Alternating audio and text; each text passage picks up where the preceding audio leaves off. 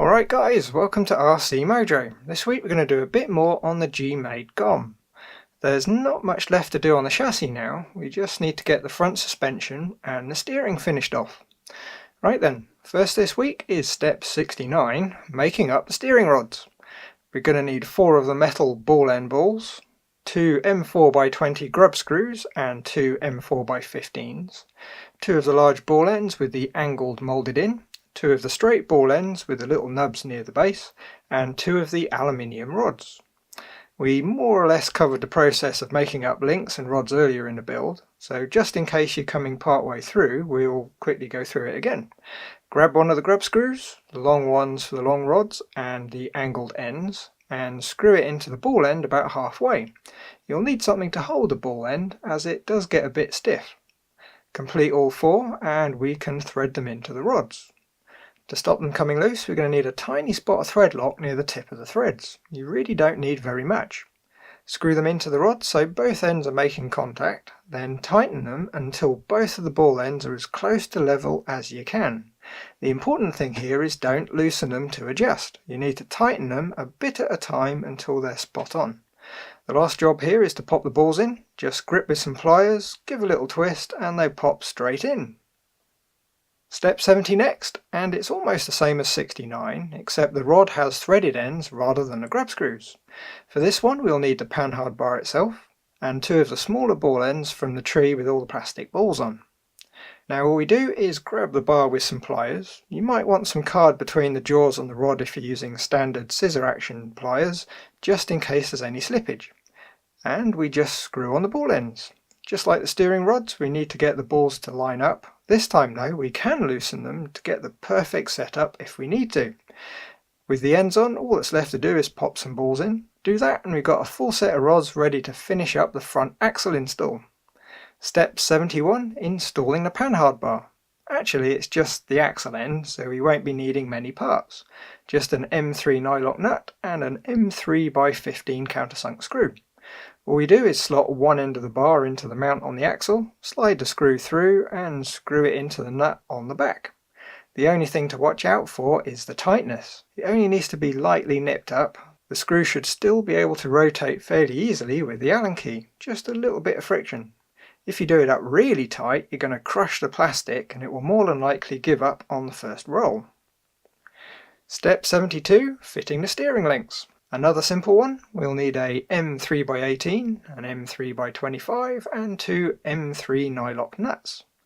The drag link slots into the arms on the C-hubs. On the right of the video we slot in the short screw, and on the left we need to insert the long screw through one of the ball ends on the short rod, through the left hub arm and the drag link.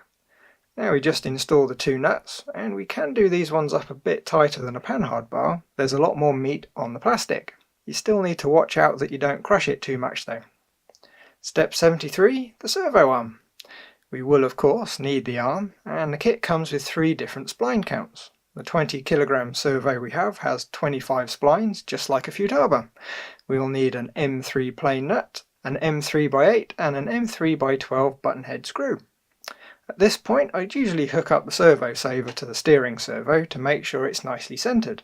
But in this model the servo is already connected to the receiver, which is well buried in a box under the ESC. So to make sure it's centered, it's going to be easier to fire up the radio. The trick is to double check all the trims are zeroed. First, the servo arm needs attaching to the steering rod. We use the M3x12, which goes through the ball end, through the arm where there's a slot for the nut. It would be a good idea to use a little bit of thread lock on the nut while we're here too, just to make sure it doesn't shake loose. Next the arm slots into the servo splines. Try and get it as close to possible to pointing forwards. It might be a tiny bit off, but try a couple of positions and find the closest. That leaves the M3x8, which we'll use to attach the arm to the servo. Watch out though, some servos do use an M2.5 screw. You can compare the screw the servo came with as an easy way just to double check. It's worth mentioning, after about 5 or 6 hours of running, the splines in the arm stripped, leaving the truck with no steering. I replaced it with the cheapest aluminium arm I could find, and it's been quite happy ever since. Step 74, another fairly quick one, the other end of the panhard bar. All we need is an M3x15 button head and an M3 nylock nut. The end of the bar goes through the mount on the chassis and we pass the screw in through the front. And of course the nut then goes on the back. Interestingly, the plastic wrench doesn't quite fit between the panhard mount and the damper, so I fell back to using some pliers. Inserting the screw through the back might help, but getting the Allen key to the screw head might be a bit tricky, especially if it's not ball-ended. Either way, make sure you don't do up the screw too tight. There's not a whole lot of plastic on the mount around the screw. And that's about it for this week. We've got the front suspension working, and very nice it is too. And just like the rear, it feels ridiculously plush. I'm impressed. Next time on the GOM, we'll start working on the body bits and the cage. I'm not sure, but I think we might just about be able to finish the build. Right, as always, thanks for watching. Like if you liked, subscribe if you want to see more, and leave a comment if you got something to say. Bye guys!